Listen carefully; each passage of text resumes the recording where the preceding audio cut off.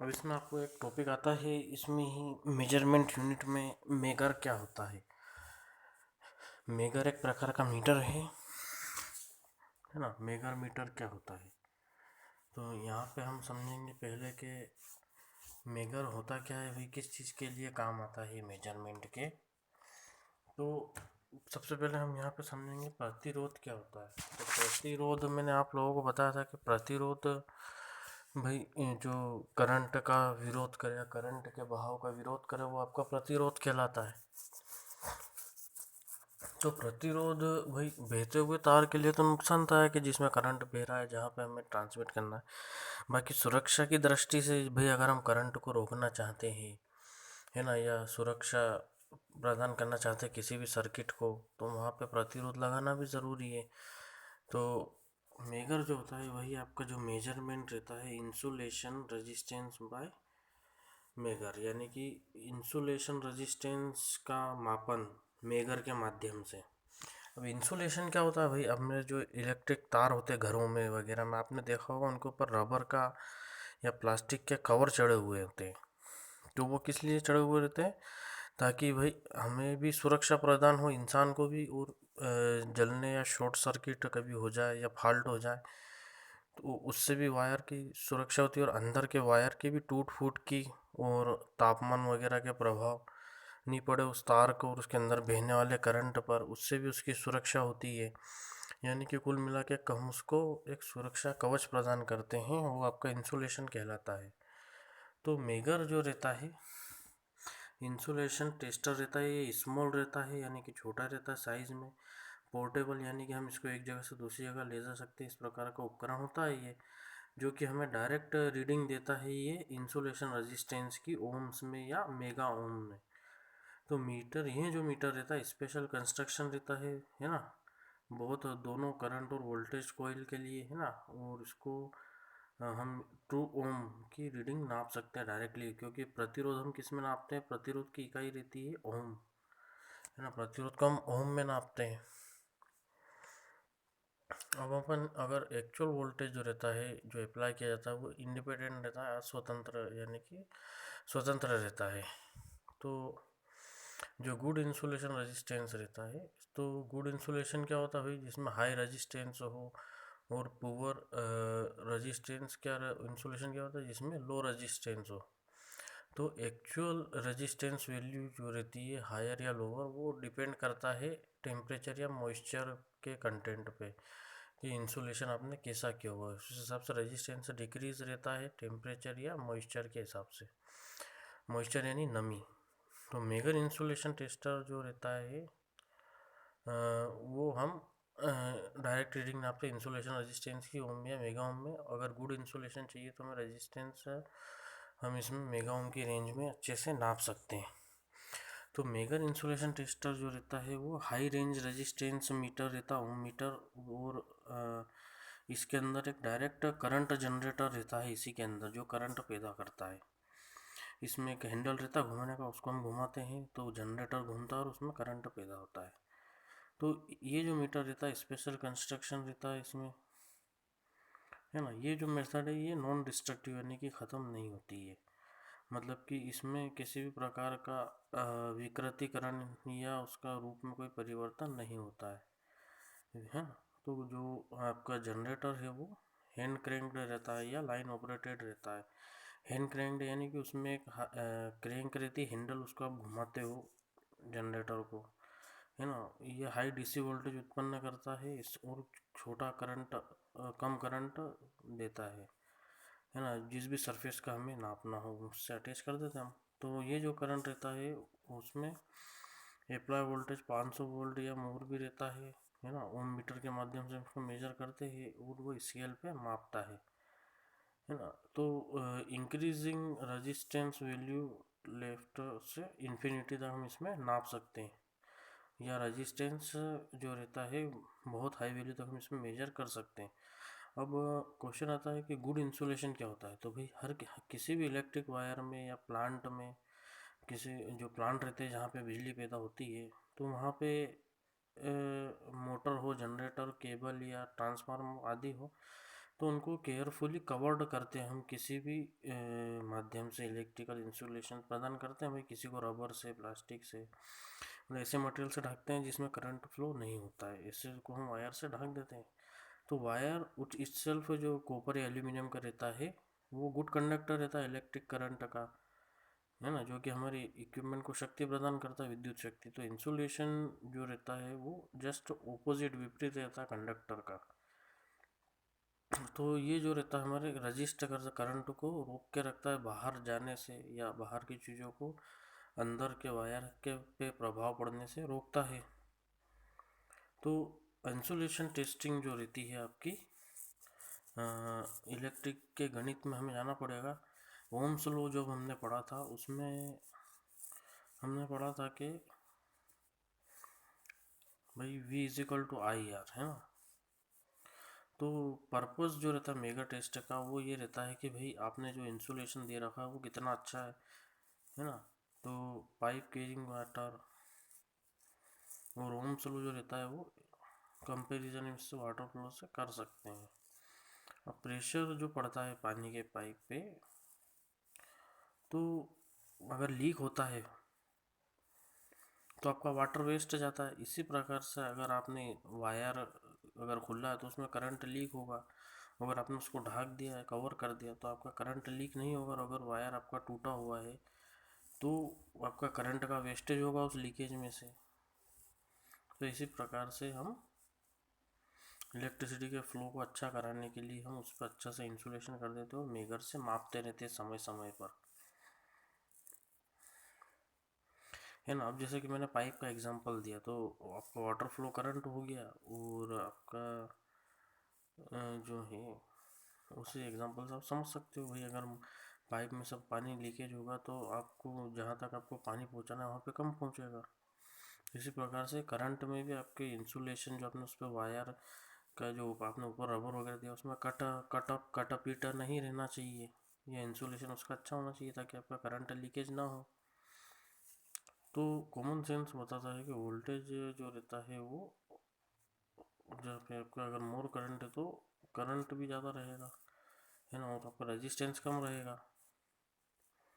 तो Ohm's law आपको जो बताता है E is equal to I R, यानी कि E की जगह पे V है, आपका V भी लिख सकते हो आप। E या V आपका क्या है, वोल्टेज है वोल्ट में, आई आपका करंट एम्पेयर में, और आर रेजिस्टेंस है ओम में। अब अगर नो इंसुलेशन अगर परफेक्ट रहेगा, मतलब कि जनरली कोई भी इंसुलेशन परफेक्ट तो नहीं होता, पर उसको हम 90-90% तक उसको हम बना सकते हैं। तो आपका इलेक्ट्रिसिटी कुछ ना कुछ लीकेज होगी होगी, पर हम उसको कम करेंगे, उस लीकेज को जितना हो सके कम करना चाहिए इंसुलेशन के थ्रू, या उसको हम ग्राउंड के थ्रू। तो जो रहता है आपका मिली एम्पेयर में या माइक्रो एम्पेयर में लीकेज होता है करंट, तो इंसुलेशन टेस्टिंग इक्विपमेंट अब आपका अगर स्मॉल अमाउंट ऑफ करंट भी अगर आपका लीकेज हो रहा है तो आपके इंसुलेशन को हार्म कर सकता है, या आपकी मशीन को नुकसान पहुंचा सकता है। तो गुड इंसुलेशन आपका कहता है जो कि हाई रेजिस्टेंस मटेरियल का बना हो, है ना, जिसमें एबिलिटी हो करंट को बाहर जाने से रोकने की, या बाहर के प्रभाव को अंदर के वायर पे प्रभाव पड़ने से रोकने की, है ना। तो जब आपका प्लांट रहता है जहाँ पे इलेक्ट्रिकल सिस्टम इक्विपमेंट अगर नए हैं तो इलेक्ट्रिकल इंसुलेशन तो अच्छा रहता है, पर जब समय के साथ पुराने होते जाते वायर केबल मोटर में, तो इंसुलेशन आपको इम्प्रूव करना रहता है और समय समय पे नापना रहता है, क्योंकि गुड सर्विस अगर इंडस्ट्री में चाहिए आपको तो इंसुलेशन आपको अच्छा देना पड़ेगा, है ना। और इंसुलेशन अगर आपका अच्छा कम या ज़्यादा तो आप उसको मेगर के माध्यम से नाप सकते हैं। जितना ज़्यादा आपका मेगर हाई रेजिस्टेंस की रीडिंग देगा मतलब कि आपका इंसुलेशन अच्छा है ना। मैकेनिकल डैमेज की वजह से, वाइब्रेशन की वजह से, या ज़्यादा हीट या कोल्ड की वजह से, है ना, डर्ट की वजह से, या ऑयल या मॉइस्चर आने की वजह से आपका, या कभी कभी नमी के मौसम की वजह से आपका जो इंसुलेशन वो कमज़ोर पड़ जाता है। तो इसको हमें समय समय पर रख रखाव करना चाहिए। ये आपका एग्जांपल है ना, ये वाटर पंप वाटर लीक हो रहा है, जिसकी वजह से इसी सेम वायर में होता है ना। आपका ये अंदर वायर है कॉपर का, और इसके ऊपर हमने इंसुलेशन कर रखा है रबर का, और यहाँ से कटा पिटा रहेगा तो आपका करंट लीक होगा, है ना, जिससे रेजिस्टेंस जो रहेगा इंसुलेशन का कम हो जाएगा, है ना। आपने देखे होगे वायर वगैरह पे जो कवर रहते हैं रबर के, है ना, लाल पीले काले नीले कलर के, ये आपका इंसुलेशन कंडक्टर कॉपर वायर रहता है। ये इसको हम तार से जोड़ते हैं। ये मेगर मीटर रहता है आपका साइड में जो लगा है, ये स्केल पर आपको रेजिस्टेंस की रीडिंग बताता है।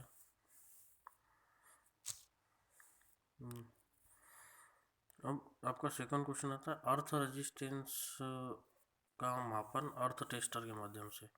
अर्थिंग जिसको बोलते हैं हम, तो अर्थिंग इसलिए करते हैं हम ताकि जो हमारा एक्स्ट्रा करंट है, ये कभी कभी वोल्टेज कम ज़्यादा होने की वजह से आपका चीज़ें फाल्ट हो जाती है, तो इसकी वजह से हम क्या करते हैं, अगर ज़्यादा ही एक्स्ट्रा वोल्टेज आता है, बिजली गिरती है, तो आपको इलेक्ट्रिकल इक्विपमेंट पे उसका प्रभाव ना आते हुए हम उसको सीधा ज़मीन में उतार देते हैं, उसको अर्थिंग कहते हैं हम, है ना। सेफ्टी पर्पज़ के लिए लगाते हैं हम इसे।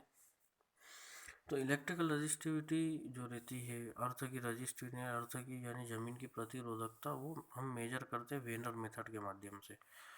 तो इसमें हम टेम्पररी अर्थ स्पाइक का यूज़ करते हैं। तो स्पाइक यानी कि ताड़ी जो रहती है वो मूव करती है, वो मूव नहीं करनी चाहिए, है ना, टेस्टिंग प्रोसीजर में। तो लोकेशन स्पेस अच्छी होनी चाहिए आपके। डीप जो है अर्थिंग में हम गड्ढा करते हैं, तो गड्ढे के जो डेप्थ है यानी कि उसकी गहराई वो अच्छी होनी चाहिए। तो अर्थ टेस्टर होता क्या है, तो ये एक प्रकार का उपकरण होता है जो कि मापन के काम आता है। किसके मापन के? अर्थ का प्रतिरोध नापने के कारण उस उपकरण को हम अर्थ टेस्टर कहते हैं। तो जितने भी पावर सिस्टम में उपकरण रहते हैं वो कनेक्ट रहते हैं अर्थ के थ्रू, है ना। अर्थ के इलेक्ट्रोड, वो इलेक्ट्रोड आपके अंदर गड्ढे में गड़ी हुई रहती है। तो अर्थ क्या करती है, हम प्रोटेक्ट करती है इक्विपमेंट को, सुरक्षा प्रदान करती है फॉल्ट करंट से, है ना। तो जो रेजिस्टेंस रहता है अर्थ का बहुत कम रहता है, यानी कि उसमें करंट आसानी से फ्लो हो सकता है। तो फॉल्ट करंट जो रहता है अर्थ इलेक्ट्रोड के माध्यम से वो ज़मीन में चला जाता है, तो इसकी वजह से हमारा सिस्टम डैमेज होने की वजह से सुरक्षित हो जाता है। तो अर्थिंग प्रोवाइड करने से पहले हम उसको रजिस्टेंस का पता करना रहता है, उस पर्टिकुलर एरिया का, उस ज़मीन का या उस गड्ढे का। तो जो अर्थ शुरू ऐसी होनी चाहिए जिसका, ज़मीन ऐसी होनी चाहिए जिसका कि और रजिस्टेंस बहुत कम हो, ताकि फॉल्ट करंट आसानी से उस ज़मीन में चला जाए। तो रेजिस्टेंस जो रहता है अर्थ का, हम उसको अर्थ टेस्टर के माध्यम से नाप सकते हैं। इसका कंस्ट्रक्शन कैसा रहता है, इसमें हैंड ड्राइवन जनरेटर रहता है, यानी कि हाथ से घुमाने वाला जनरेटर रहता है। तो जो ओरिजिनल करंट रिवर्सर और या रेक्टिफायर के माध्यम से पैदा होता है। तो ये करंट जो रहता है शाफ्ट के थ्रू जुड़ा हुआ रहता है डीसी जनरेटर की, जो पैदा होता है। तो अर्थ टेस्टर जो रहता है डीसी पे वर्क करता है, क्योंकि उसमें रेक्टिफायर लगा रहता है। तो टेस्टर जो रहता है, दो उसमें कम्यूटेटर रहता है जो कि करंट को रिवर्स और रेक्टिफायर करता है। तो जो कम्यूटेटर रहता है, चार फिक्स्ड ब्रशेस रहते हैं उसमें। कम्यूटेटर एक उपकरण रहता है जो कि डायरेक्शन को चेंज कर देता है करंट के फ्लो की। ये जो सीरीज में कनेक्ट रहता है आर्मेचर के, जनरेटर के आर्मेचर से। और जो ब्रशेस जो रहते हैं वो हम यूज़ करते हैं ताकि पावर को ट्रांसफ़र कर सके, जो उसका जनरेटर का स्टेशनरी पार्ट्स है उससे मूविंग पार्ट्स के थ्रू हम उसको ले लेते हैं। कार्बन ब्रश आपने देखे होंगे मोटर में लगे रहते हैं। तो जो अरेंजमेंट रहता है ब्रश का इस प्रकार से रहता है कि जो जो रहता है आपका रोटेशन कम्यूटेटर का, वो उससे अटैच रहे, है ना। तो कम्यूटेटर और ब्रश एक दूसरे से अटैच रहते हैं, कनेक्टेड रहते हैं। तो अर्थ सिस्टम जो रहता है उसमें दो प्रेशर और एक करंट कोयल रहती है। तो इसमें जो कोयल रहती है उसमें दो टर्मिनल रहते हैं, यानी दो पॉइंट रहते हैं। तो जो प्रेशर कोयल और करंट कोयल है वो परमानेंट मैग्नेट के बीच में लगे हुई रहती हैं। तो जो एक पेयर रहता है करंट और प्रेशर कोयल का, वो शॉर्ट सर्किट रहता है और वो इलेक्ट्रोड से कनेक्ट रहते हैं। और एक एंड जो रहता है प्रेशर कोयल का वो रेक्टिफायर से, और दूसरा एंड अर्थ इलेक्ट्रोड से कनेक्ट रहता है ना। और इस प्रकार से करंट कोयल जो कनेक्ट रहती है रेक्टिफायर और अर्थ इलेक्ट्रोड से। तो जो अर्थ टेस्टर रहता है वो पोटेंशियल कोयल जो रहती है उसमें वो डायरेक्टली कनेक्ट रहती है डीसी जनरेटर से। पोटेंशियल कोयल बीच में रखी रहती है परमानेंट मैग्नेट के। अब कोयल जो रहती है पॉइंटर से कनेक्ट रहती है और जो पॉइंटर है वो फिक्स रहता है कैलिब्रेटेड स्केल पे। जो पॉइंटर आपको इंडिकेट करता है मैग्नीट्यूड का, अर्थ रेजिस्टेंस का परिमाण बताता है ना। पॉइंटर यानी सुई का कांटा। जैसे डिफ्लेक्शन होता है पॉइंटर पे वो डिपेंड करता है कि भाई वोल्टेज जो है प्रेशर कोयल का और करंट कोयल में कितना उस पर प्रभाव पड़ा। तो शॉर्ट सर्किट करंट पास होता है इक्विपमेंट के अर्थ से, अर्थ के नेचर के अकॉर्डिंग, है ना। तो हम ये कह सकते हैं कि अल्टरनेटिंग करंट जो रहता है वो सॉइल यानी मिट्टी के अंदर फ्लो होता है। तो ये जो अल्टरनेटिव करंट है वो अनवांटेड इफेक्ट जो रहता है उसको रिड्यूस करता है मिट्टी के, और केमिकल एक्शन और because of production of back EMF की वजह से। तो इस प्रकार से हम ये सुई का कांटा आपको दिखा देगा, है ना जी। इसमें आपका जितना कम रेजिस्टेंस का प्रभाव रहेगा उतना अच्छा आपका ज़मीन का अर्थिंग पावर उतना अच्छा रहेगा। इसमें C1 आपका करंट कोयल, P1 प्रेशर कोयल और C2 करंट कोयल 2, P2 प्रेशर कोयल 2, है ना। ये आपके अर्थ से कनेक्टेड है जैसा आप देख सकते हो, है ना। इसमें से करंट फ्लो होता है आपका डीसी जनरेटर से, आप करंट छोड़ते हो और वो इन कोयलों के थ्रू होता हुआ अर्थ से वापस अर्थ में जाता है, अर्थ से वापस रिटर्न होते हुए आपके पॉइंटर यानी कि जो आपका सुई का कांटा दिख रहा है उस पर आपको दिखाता है। इसमें डायरेक्शन भी दी हुई होती है नॉर्थ से साउथ। और रेक्टिफायर आपका क्या करता है एसी से डीसी में कन्वर्ट करता है। तो आपका ज़मीन में एसी करंट जाता है और आपका पॉइंटर में डीसी करंट जाता है। आपका कम्यूटेटर यही काम करता है एसी को डीसी को एसी में कन्वर्ट करने का, है ना। करंट रिवर्सल यानी कि करंट को वापस से रिवर्स फ्लो करा सके। ये इसका डायग्राम है। आपका एक और तीसरा क्वेश्चन आता है कि मेजरमेंट ऑफ एलवीडीटी। ये हमने पिछली उसमें लेक्चर में पढ़ा चुका हूँ। आपको एलवीडीटी क्या होता है, किसी भी चीज़ का जो रेखीय विस्थापन यानी कि लीनियर डिस्प्लेसमेंट रहता है उसको मेजरमेंट के काम आता है ये। जैसे कि भाई आपका मोटर का डिस्प्लेसमेंट है, या आपका किसी भी मशीन की शाफ्ट है, या बाइक का पहिया है, वहाँ पे ये काम आता है भाई। यहाँ पे भी विस्थापन होता है, डिस्प्लेसमेंट होता है शाफ्ट का, है ना। इसी मशीन के विस्थापन के मापन के काम आता है ये, है ना। विस्थापन जो रहता है आपका बोर्डन ट्यूब और बोर्डन ट्यूब के माध्यम से आपकी जो उसमें बीच में शाफ्ट लगी हुई रहती है दो ट्रांसफार्मर के बीच में, वो जब शाफ्ट विस्थापन करती है तो उसमें करंट जनरेट होता है और करंट आपका मीटर के थ्रू पॉइंटर को घुमाता है और आपका पॉइंटर आपको मेजर करके बता देता है कि कितना डिस्प्लेसमेंट हुआ। तो एक प्रकार का ट्रांसड्यूसर है जो कि मैकेनिकल एनर्जी को इलेक्ट्रिकल एनर्जी में कन्वर्ट करता है ये। इसको मैं पढ़ा चुका हूँ आपको पिछले लेक्चर्स में, देखिएगा आप। तो एलवीडीटी जो रहता है डिस्प्लेसमेंट मेजरमेंट के काम आता है ना। किसी भी पोजीशन के कोर के या शाफ्ट के, इसमें इलेक्ट्रोमैग्नेटिक इंडक्शन की वजह से काम करता है ये, है ना। विद्युत चुंबकीय अन्योन्य प्रेरण के माध्यम से। इसमें एक प्राइमरी कोयल रहती है और दो सेकेंडरी कोयल रहती है इसमें, है ना। तो जो इसमें डिस्प्लेसमेंट मेजरमेंट है वो हमें ये भी दर्शाता है कि डायरेक्शन कैसा उस मोशन का लीनियर वेरिएबल डिफरेंशियल ट्रांसफार्मर के माध्यम से। तो ये डिस्प्लेसमेंट मापने के काम आता है एलवीडीटी आपको इसमें, है ना। एक कोयल रहती है जो प्राइमरी रहती है और दो सेकेंडरी कोयल रहती है और बीच में शाफ्ट रहता है इनके। तो इसमें आपके इलेक्ट्रोमैग्नेटिक जो रहता है आपका, इसमें दो सेकेंडरी कोयल रहती है सीरीज में, है ना, ऑपोजिट डायरेक्शन में। तो दो सिग्नल इसमें दिखाता है, एक 180 डिग्री आउट ऑफ फेज और एक 180 डिग्री इन फेज। तो इसकी वजह से हम एम्पलीट्यूड डिस्प्लेसमेंट नाप सकते हैं।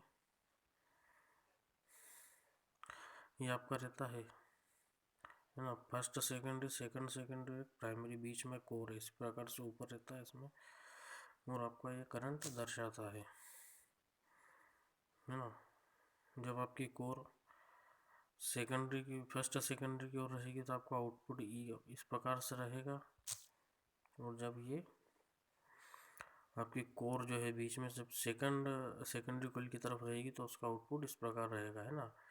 नीचे से वेव स्टार्ट होगी और ऊपर जाएगी, ऑपोजिट हो जाएगी। इसका क्रॉस सेक्शनल डायग्राम इस प्रकार से रहता है इसका, है ना। इसमें जो बीच में ये जो आपको शाफ्ट दिख रही है इसमें घूमती है मूवेबल कोर, और इसका ही डिस्प्लेसमेंट हमें मिलता है मापन के रूप में प्राप्त होता है इसको। और जो भी मैंने अभी टॉपिक आपको बताए हैं लेक्चर में, इसको आप यूट्यूब पे और गूगल पे सर्च कर सकते हो हिंदी में, जैसा आप चाहो। और अच्छे लेक्चर आप जिनको समझ सकते हो और खुद से नोट्स बनाइएगा, है ना। नोट्स बनाते चलिएगा, जो जो मैं बोलता जा रहा हूँ या आप गूगल पे यूट्यूब पे सर्च करके उनको सुन करके लेक्चर को समझ करके अपने हिसाब से नोट्स बनाते चलिएगा। ठीक।